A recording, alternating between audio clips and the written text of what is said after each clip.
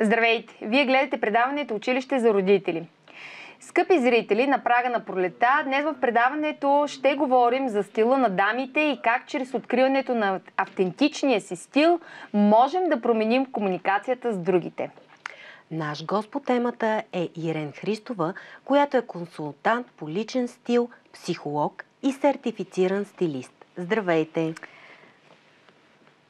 Здравейте! Приятно ми е. Благодаря много за поканата. И ние благодариме за участието. Вярвам, че това вълнува всяка една жена, дали е майка или не. Мисля си, че е една тема, която е много подходяща за предаването ни точно в този момент. Нека да започнем от там. Как се изгражда автентичен стил? Изграждането на автентичен стил аз го наричам едно пътуване към себе си. Тъй като за да изградим автентичен стил на обличане, ние трябва да достигнем до нашата автентична същност. Да си отговорим на въпросите: кой съм аз, кои са най-положителните ми качества и коя е картината, която искам да изобразя пред света, как искам да се представя. Защото чрез облеклото си ние рисуваме една картина. И първата част от изграждането на личния стил е именно да видим какво искаме да комуникираме с останалите. Например, ако аз съм една романтична личност, нежна, с плавни движения, с мек тембър на гласа, обаче съм облякла черни дрехи, които скриват тези мои качества, тогава бих могла да избера рокля с флорални мотиви или дори да съм с изчистени линии на облеклото, то да добавя поне един малък детайл, който да нашепва деликатно за тази моя романтична страна. Хубаво е в този етап нашите зрители могат да направят и така един тест. Аз му казвам сверяване, един тест с реалността.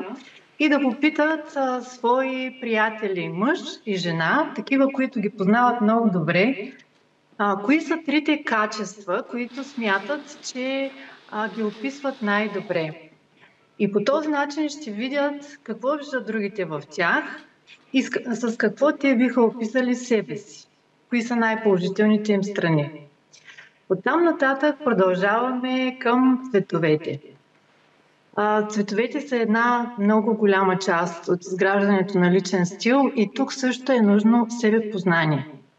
Тоест, кои са цветовете, които допълват моето оцветяване по лицето, цвета на кожата ми, очите и косата. Много важен момент, тъй като обикновено когато пазаруваме, ние гледаме цвета, а не гледаме лицето си и как то рефлектира на цвета.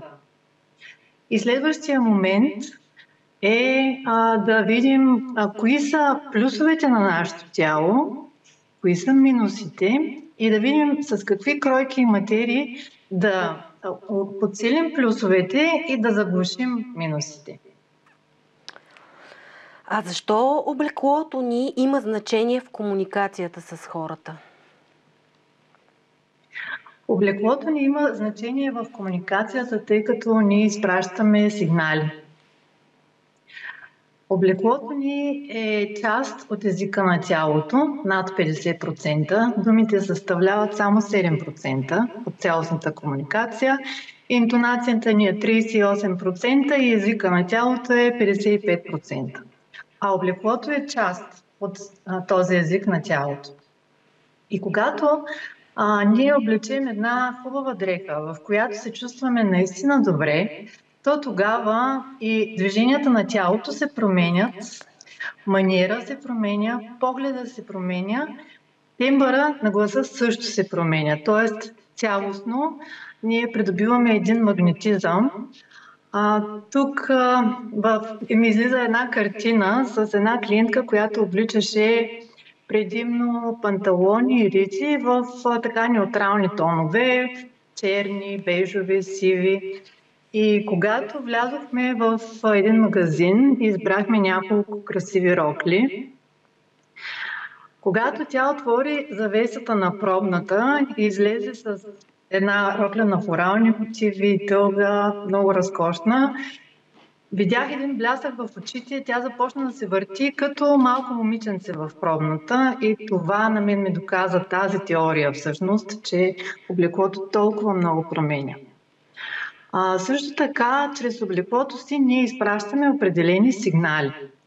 И съответно е хубаво да го съобразяваме и с сцената, на която излизаме, и събеседника, с който се срещаме. Защото чрез най-малките детайли, чрез света, който сме избрали, чрез мотивите на принта, който сме избрали, ние изпращаме подсъзнателни сигнали на нашия събеседник. Добре, от вашата практика какъв е опита, който ще се радвам да споделите и с нас?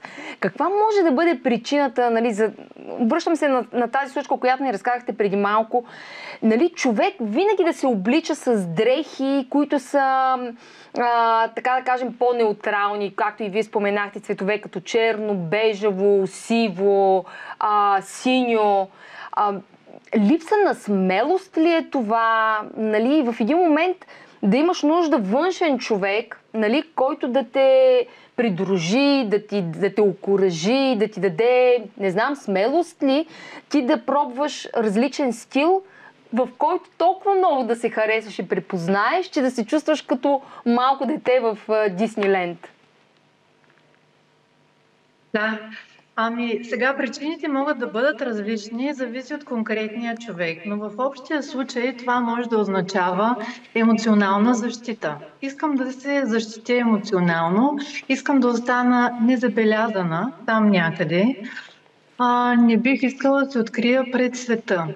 А всъщност, когато започнеш да работиш с професионалист, той е ментор в този процес. Аз в никакъв случай не казвам, да, това трябва да го вземем или това не трябва да го вземем. Просто следя реакцията на човека, предлагам неща, които смятам, че ще подхождат както на външните дадености, така и на личността на самия човек, защото ние се опознаваме добре в процеса.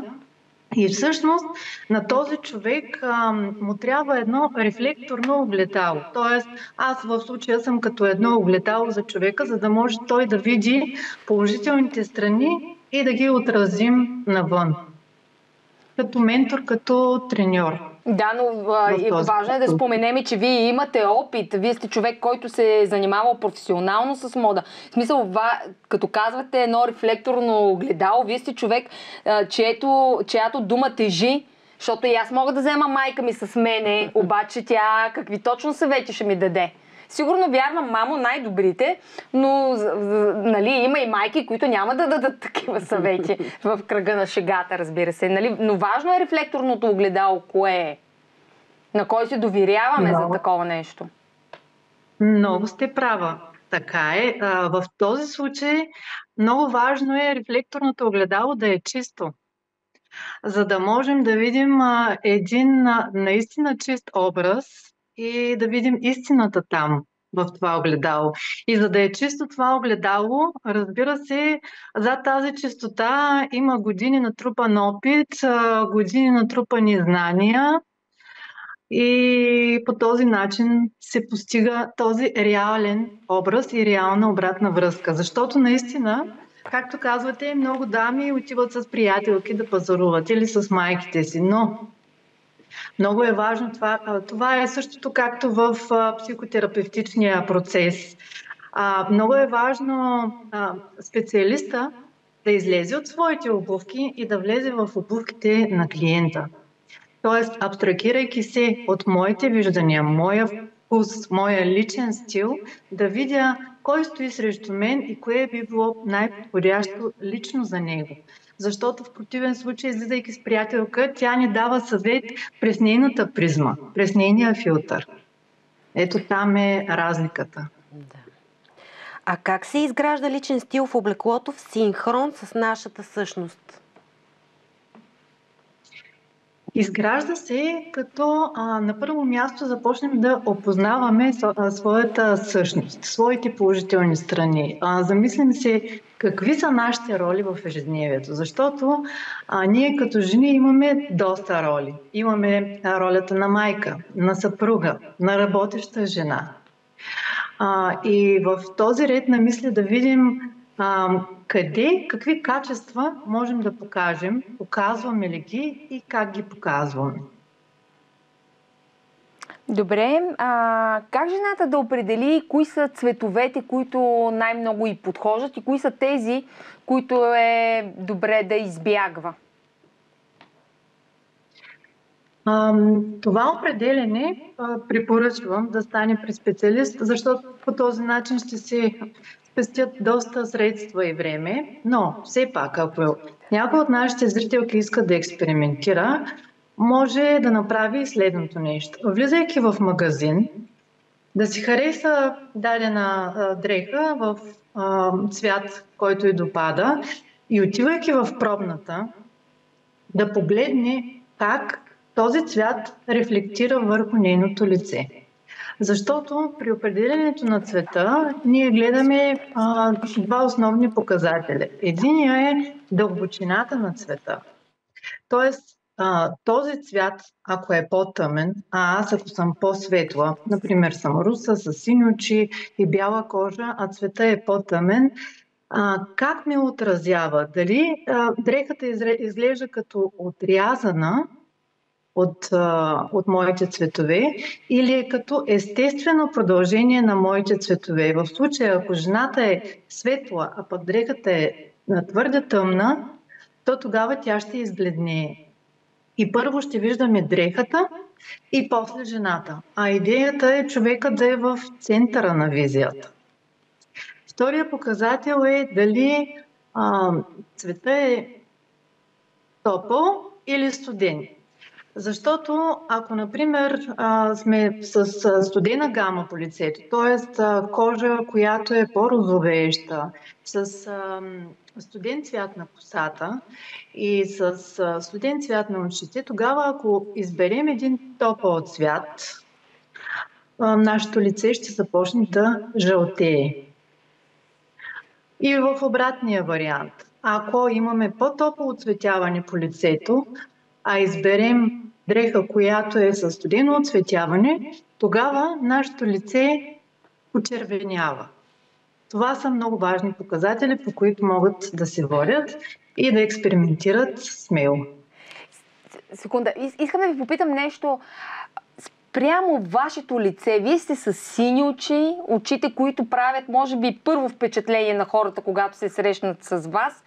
Спрямо очите ли избрахте дрехата, с която сте в момента, която кореспондира, по мое непрофесионално мнение, с тях?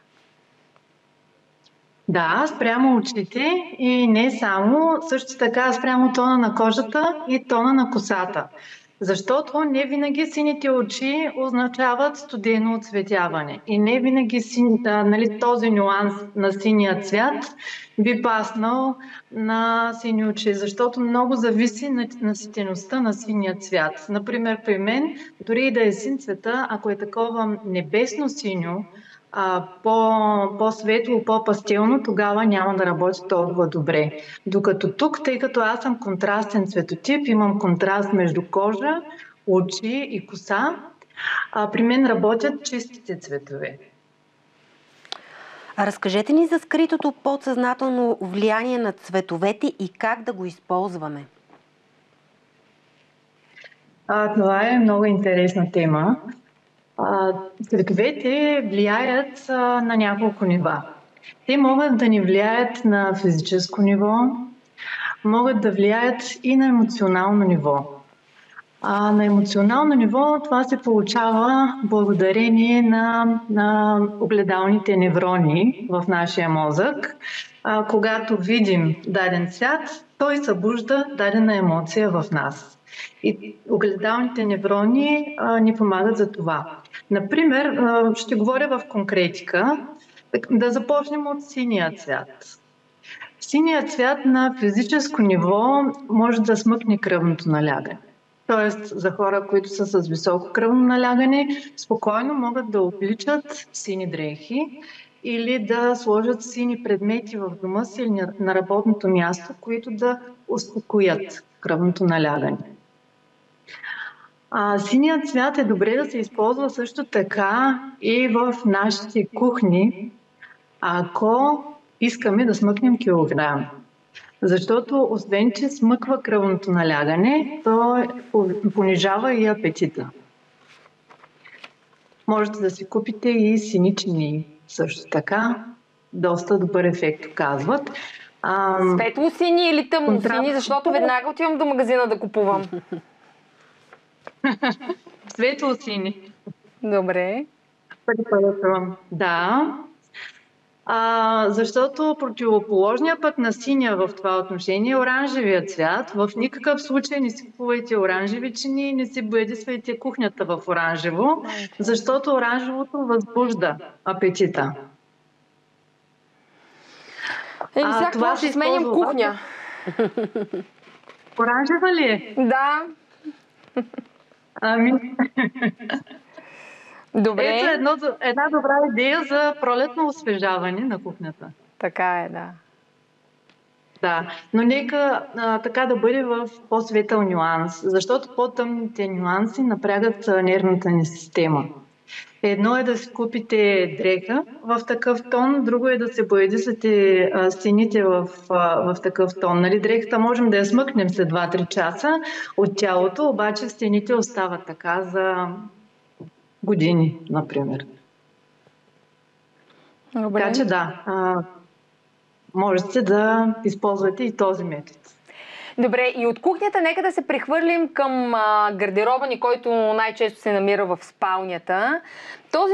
Тази модерна дума детокс, която вече използваме във всяка една сфера, да стигнахме до там да я използваме и за гардеробите. Какво представлява детокс на гардероба? Детокса на гардероба има много общо с детокса на тялото, който използваме стандартно, нали, детокс на тялото. Това пак е едно прочистване. Прочистване на нашето пространство. Обаче, тук има един интересен момент, че прочиствайки външното си пространство, ние започваме да прочистваме и вътрешното пространство. Защото вещите, които ни заобикалят, и особено гардероба, можем да приемем, че са като една мини проекция на нашия вътрешен свят. Тоест, примерно, отваряйки гардероба, ние можем да видим какво става вътре в нас. Дали има много дрехи, които стоят там, отнемат от психичната ни енергия, обаче ние не обличаме и така си ги пазим за някой ден, за всеки случай. И тук можем да направим паралел с това какви задачи поемаме в ежедневието си, които просто поемаме, нямаме желание да ги поемем, но ги поемаме просто е така, защото трябва да ги поемем. Кои са хората, които са в нашето обгражение и не ни е толкова голямо удоволствие да общуваме с тях, но са там за всеки случай. Имах клиентка, която ми беше казала, тъй като когато правим детокс на гардероба, ако виждам, че някой има затруднение с освобождаването от старите дрехи веднага, давам 1 седмица срок. И тя ми беше казала, през тази 1 седмица направих много осъзнавания. Всъщност разбрах, че работата, която имам, я държа, защото имам някакси така един страх, че ако я напусна, няма да намеря по-добра. Имам приятели в моя социален кръг, които не са ми толкова близки, но ги държа от куртуазия, просто защото не искам така рязко да се разделям с тях. И имам и много отговорности в ежедневието си, които всъщност аз разбрах, че мога да делегирам и мога да се освободя и от тях. И така всъщност остава нашата сърцевина, както и в гардероба, защото има една статистика, моя опит също го доказва, че използваме 80% от хората използват 20% от гардероба си. Тоест по-голямата част в нашето пространство не се използва. А пък освобождавайки тази част, ние освобождаваме и психична енергия, и пространство, и оттам нататък вече освобождавайки старото, ние можем да приветстваме новото. Какво ви е мнението за него, за тази шопинг мания, в която ние лекуваме психичното си състояние с купуването на огромни количества дрехи, в голямата си част от които изобщо или не слагаме никога, или носим много малко? Да, това е един друг момент, който е свързан с задоволяване на нашите потребности, обаче през мета удоволствието или така нареченото менте удоволствие. Ние си мислим, че задоволяваме нуждите си и обикновено преди да отидем на шопинг в този случай има една натрапливост, едни натрапливи мисли. Примерно сега чувствам се тъжна, трябва да отида да си купя нещо. Искам да си купя нещо, но не заради самата нужда, не че имам нужда да си купя нещо, а заради самия акт на купуването. Акта на купуването от своя страна ни дава власт. Ние избираме дадения артикул, плащаме за него и го получаваме. Дава ни власт, дава ни контрол. Тоест, някъде, където, примерно в живота си, аз се чувствам безпомощен, нямам контрол над това, мога да заместя с контрола над пазаруването. Или пък друга причина би могла да бъде: имам нужда от свързване, имам нужда от топлина, имам нужда от прегръдка, от целувка, т.е. от човешки контакт. И тъй като го нямам в момента, отивам, за да се доставя така една положителна емоция. Само че това заместване на положителни емоции и заместването на удовлетворяването на нуждите ни трае между няколко часа и няколко дни. И после, както при другите зависимости, ние отново имаме нужда да си набавим тази доза. Затова тук препоръката ми към зрителите е, ако имат така натраплива нужда от пазаруване, да се замислят каква е истинската им нужда, какво чувствам в момента, каква ми е емоцията и как мога да задоволя тази нужда. Добре, на финала на нашия разговор искам да ви помоля да направите едно предизвикателство към нашите зрители, най-вече към дамите, които ни гледат. Как да направят това разчистване на дома си, с няколко съвета, разчистване на гардеробите си, как да се отделят от дрехи, които може би им носят едни добри спомени за време, в които са били по-слаби, били са по-млади, били са по-обичани, случвали са ми се по-хубави неща. Как от няколко простички стъпки, с които всеки, който желае, може да започне дето се казва, на прага на пролета. Да, с удоволствие. На първо място е мисловната настройка. Да се замислим дали ние се разделяме с тези вещи или всъщност се освобождаваме от тях. Защото това са вещи, които просто вече нямат място в нашето пространство и освобождаваме пространството за такива, на които да се радваме истински.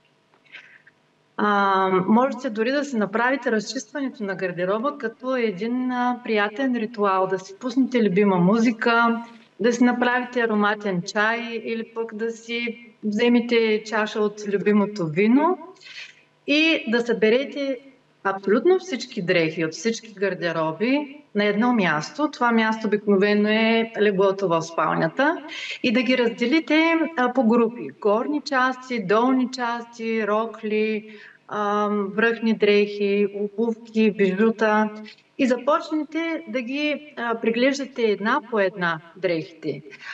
Ако имате нужда да облечете дадена дреха, облечете я. И тук мога да ви издам един трик.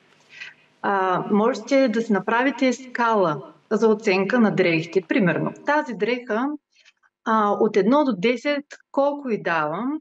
Ако й давате под 8 като оценка, то тогава усещането ви е под нужния минимум, така че правите голям компромис с себе си и с тялото си. Можете спокойно да се освободите от тази дреха. И след като вече сте видели кои са дрехите, които наистина ви радват и ви носят усещане над 8, можете да си ги подредите в гардероба и да си помислите какво ви трябва още, за да можете да изразите този образ, който е вашия автентичен образ. Как можете да се изразите положителните страни.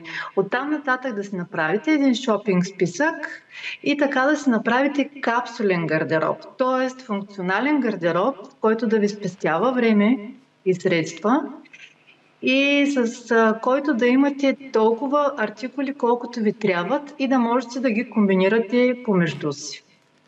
Можете да си направите една снимка преди и една снимка след и това мисля, че доста ще ви помогне при избягването на следващото емоционално пазаруване. Много благодаря за това участие при нас.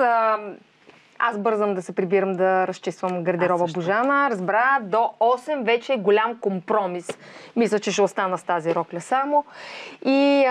Но иначе, извън шегата, благодаря за участието ви.